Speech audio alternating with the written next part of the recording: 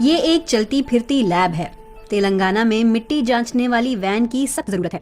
वैज्ञानिक जर्जर खेतों में बेहतर पैदावार उगाने में किसानों की मदद कर रहे हैं। इंटरनेशनल कॉर्ड्स रिसर्च इंस्टीट्यूट इक्रिसैट की टीम मिट्टी के नमूनों का विश्लेषण कर किसानों को सलाह देती है। खेत के चारों कोनों से मिट्टी के नमूने निकाले जाते हैं। ऊपरी सतह को खोदकर उसके नीचे की परत को ही उठाकर वैज्ञानिकों को सौंप दिया जाता है। फिर वे हमें बताते हैं कि हमारी जमीन के लिए कौन सी फसल बेहतर होगी। जलवायु परिवर्तन से तेलंगाना की मिट्टी भी काफी प्रभावित हो रही है। पहले तो लंबा सूखा पड़ा जो मार्च 2025 में खत्म हुआ। फिर अचानक आई भारी बारिश ने समूची फसल बहा दी। धान के खेतों का 350 वर्ग किलोमीटर हिस्सा और कपास के खेतों का 50 वर्ग किलोमीटर हिस्सा बाढ़ में डूब गया। कपास, चावल और मक्का तेलंगाना राज्य की बड़ी नकदी फसलें हैं।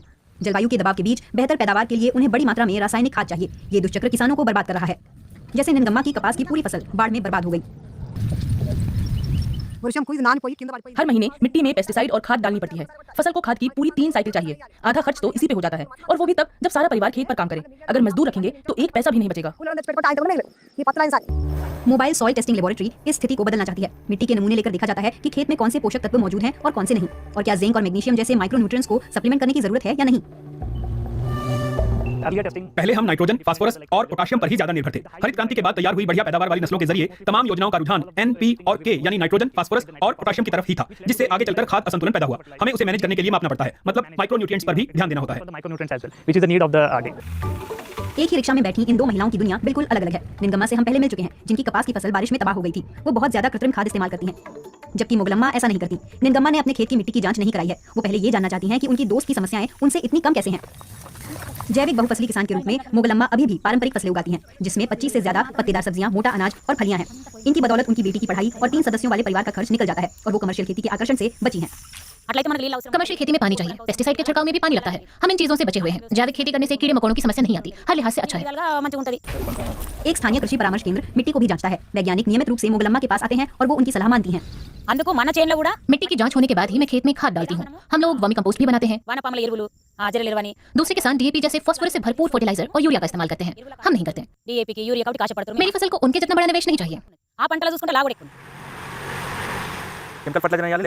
आप रासायनिक खाद डालते हैं या जैविक खाद? बहुत से किसान या तो जैविक खाद नहीं डालना चाहते या उनके पास इतने मवेशी नहीं होते जिनके गोबर से ऐसी खाद मिल सके। 15 से 20% किसान ऐसे जरूर हैं जो मिट्टी की जांच के बाद ही खाद डालने के बारे में सोचते हैं। मोबाइल लैब ने टेस्ट के नतीजे दे दिए हैं। हर किसान को एक सॉइल हेल्थ कार्ड मिलता है, जिसमें उसके खेत की पीएच वैल्यू, न्यूट्रिएंट की मात्रा, माइक्रो ऑर्गेनिज्म की उपस्थिति की सूचना रहती है। इसके अलावा कौन सी खाद डालनी है, कौन सी फसल रोटेट करनी है, ये जानकारी भी रहती है। मोबाइल सॉइल टेस्टिंग वैन के लॉन्च के बाद हमने पाया कि लोगों में झिझक थी। अपने खेत और उसकी मिट्टी किसी को भी कैसे दें और किस भरोसे से? मैं सीधे जाकर कहूं कि देखिए आपकी मिट्टी की जांच होगी, तो ये बात किसी को हजम नहीं होगी।